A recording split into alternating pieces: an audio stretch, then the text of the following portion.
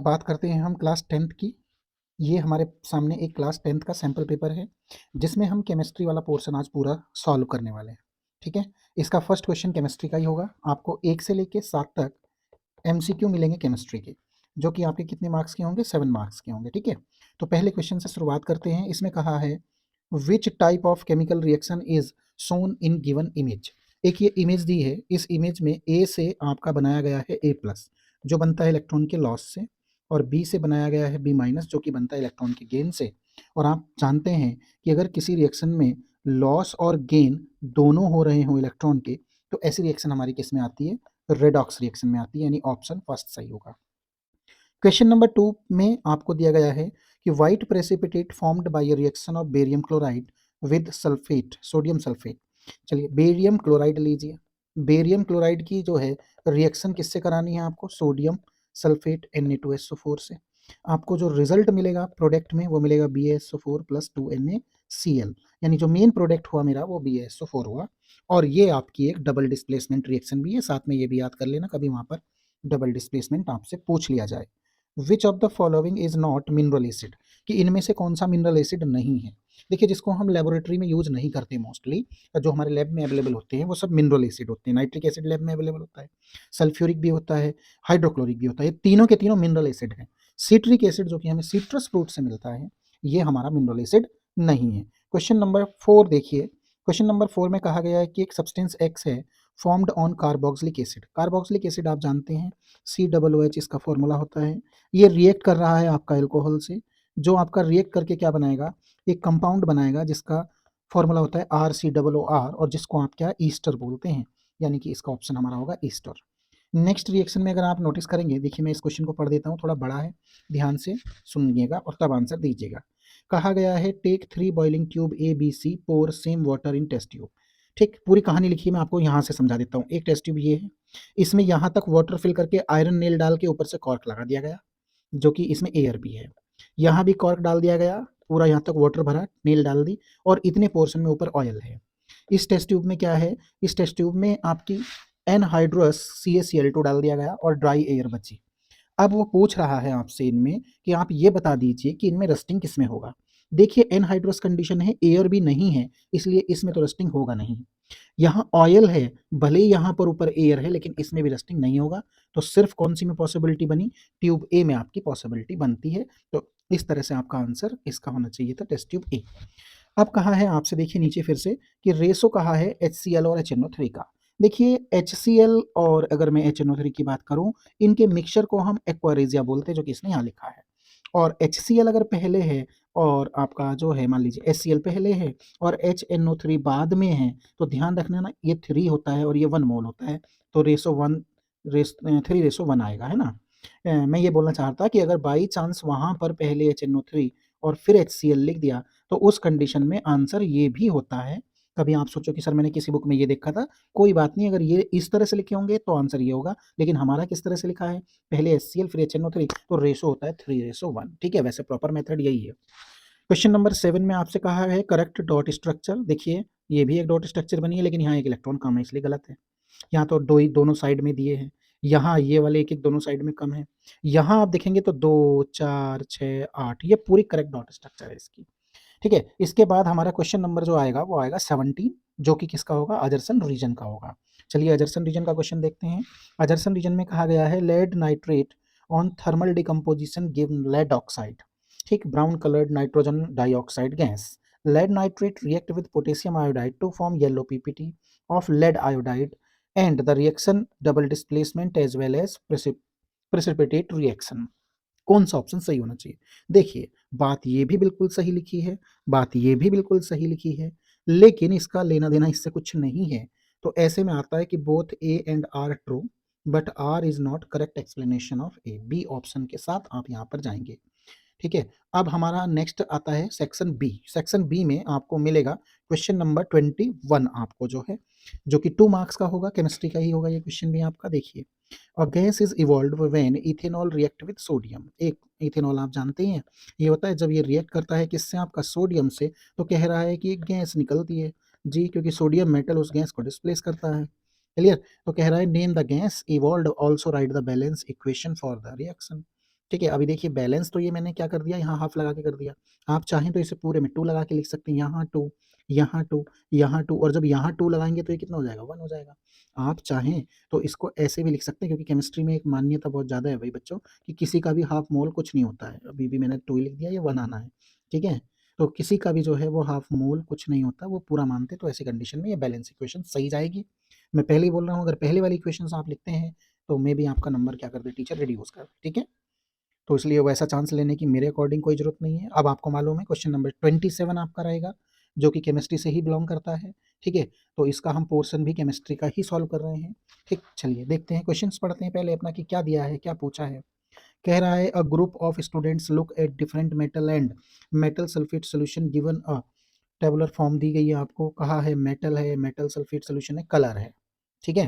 Question पहले पढ़ लेते हैं नीचे, तब ऊपर पढ़ते हुए मजा आएगा। Which metal react with all other sulphate solution, which metal did not react with any other metal sulfate solution, arrange the metal in decreasing order of their reactivity।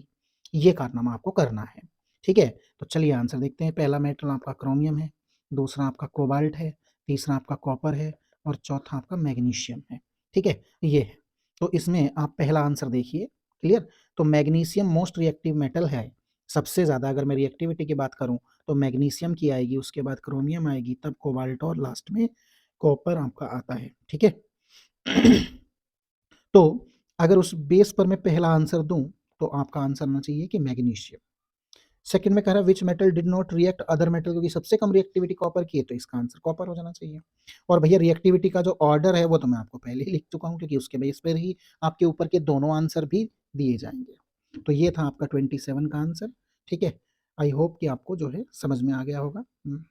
Next 27 देखते हैं बच्चों। क्वेश्चन नंबर 28, सॉरी 27, फिर से repeat कर रहा हूँ। Name the metal which does not stick to glass, ठीक है, कि name the metal which does not stick to the glass. तो कौन सा मेटल आएगा उसमें, आप जानते हैं मरकरी।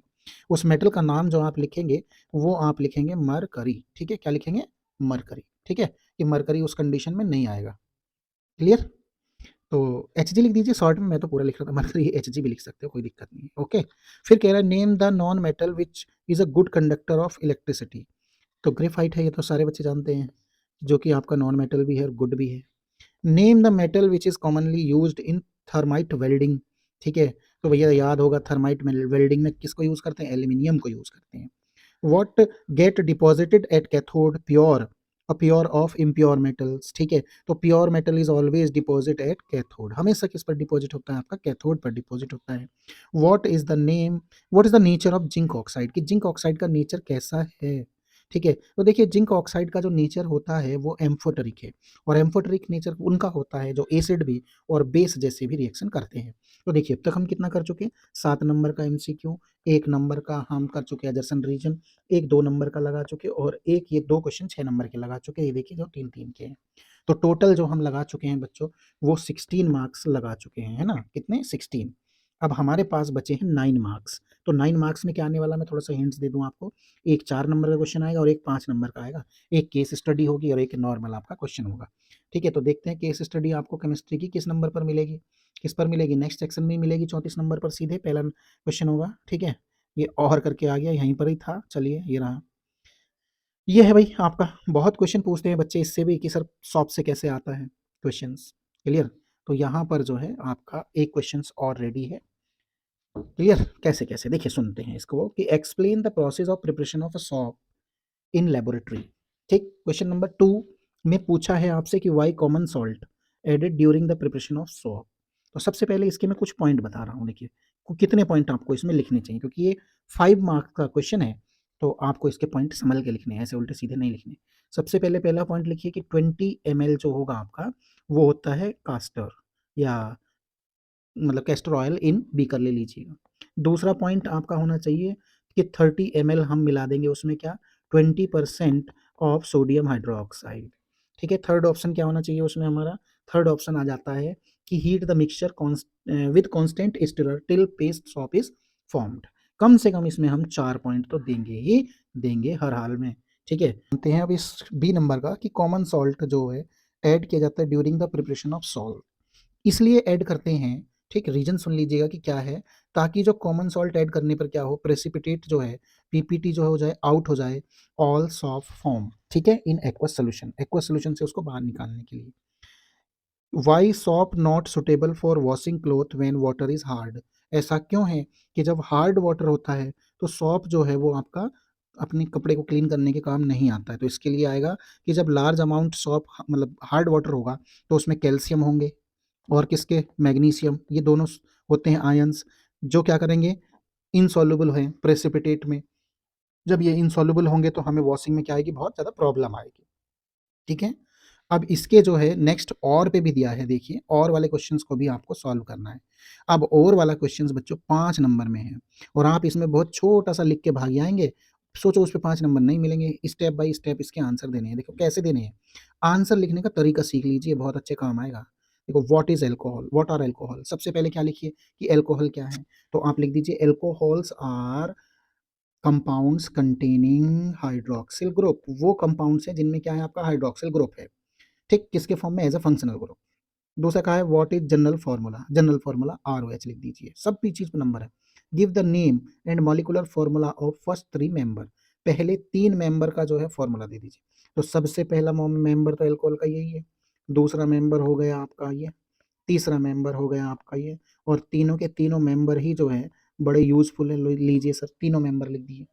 ठीक है, तीनों मेंबर लिख दीजिए। तीनों मेंबर लिखने के साथ साथ कहा है होमोलोगस सीरीज में बनाना है। ठीक है साहब, होमोलोगस सीरीज में ही है, इसके बाद ये ऐड हो गया, उसके बाद एक और CH2 ऐड हो गया। ठीक है, अगर आपको थोड़ा दिखने में प्रॉब्लम, लीजिए मैं साइड से लिख देता हूँ पूरे के पूरे इस तरह से करके कि CH3 CH2OH और यहाँ पर CH3 CH2 CH2OH, ये हमने पूरा लिख दिया आपका। ठीक है, तो ये मिथेनॉल है आपका, ठीक, ये इथेनॉल है, ये प्रोपेनॉल है, कॉमन नेम इसका हो जाएगा मिथाइल एल्कोहल, इसका इथाइल एल्कोहल, इसका प्रोपाइल एल्कोहल। क्लियर, तो ये 3 हमने पूरे होमोलोगस सीरीज के अकॉर्डिंग बना दिए। आपको मालूम होना चाहिए कि इसका जनरल रिप्रेजेंटेशन ROH है। इतने आंसर आप पूरा उसको लिखेंगे, बल्कि मैं तो कहूँगा कि अगर जनरल फार्मूला दिया है तो आप साथ साथ ये भी लिख दोगे ना बच्चों, तो और अच्छी बात है, आपको हर एक स्टेप पर मार्क्स मिलता चला जाएगा। इसके बाद हमारे पास सिर्फ और सिर्फ बचता है एक क्वेश्चंस, जो कि है आपका शायद 37। ठीक है, इसके बाद हमारा केमिस्ट्री वाला पोर्शन हो जाता है पूरा। और ये क्वेश्चन आपका एक तरह से केस स्टडी बेस है, और केस स्टडी बेस होने के साथ साथ आपका क्या है, ये है, देखिए ये पैराग्राफ पूरा खुद पढ़ लीजिए, मैं इसके चक्कर में नहीं पढ़ रहा हूँ। इसने कहा है कि it given acid are phosphoric carbonic hydrochloric and sulphuric, then which acid do not form an acid salt, तो एक ऐसा कौन सा है जो एसिड सॉल्ट नहीं बनाएगा, तो कार्बोनिक एसिड। ध्यान से सुन लीजिएगा आंसर, कि अगर मैं इसमें लिखूं कि कार्बोनिक एसिड जो है does not form acid salt, does not form acid salts, ये फॉर्म नहीं करता है। क्लियर, सोडियम बाइकार्बोनेट, देखिए फिर ये कहा है what is the chemical formula, sodium bicarbonate आप इसको बोलते हैं, केमिकल फॉर्मूला आपका NaHCO3 है। इसने कहा है name the substance which on treatment with chlorine to obtain bleaching powder. चलिए साहब, अगर ब्लीचिंग पाउडर बनाना चाहते हो, मैं यहाँ को लिख रहा हूँ देखो, तो आपको कैल्शियम हाइड्रोक्साइड को क्लोरीन के साथ रिएक्ट कराना पड़ता है, जिसका आपको प्रोडक्ट मिलता है CaOCl2, जिसको हम बोलते हैं ब्लीचिंग पाउडर। क्या बोलते हैं इसको, ब्लीचिंग पाउडर।